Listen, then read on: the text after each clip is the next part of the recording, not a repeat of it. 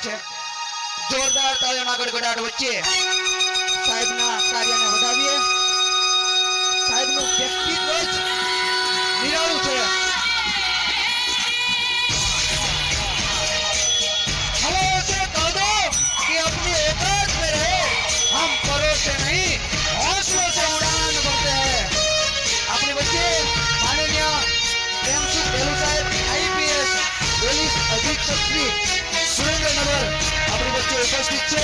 ત્યારે એમના આવકારને એમના આ કાર્યમાં જોડાવાને આપણે સૌ વધાવીએ।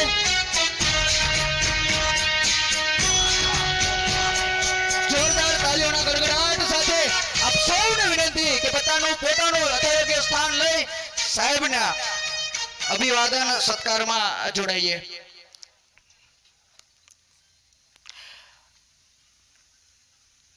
આપણી વચ્ચે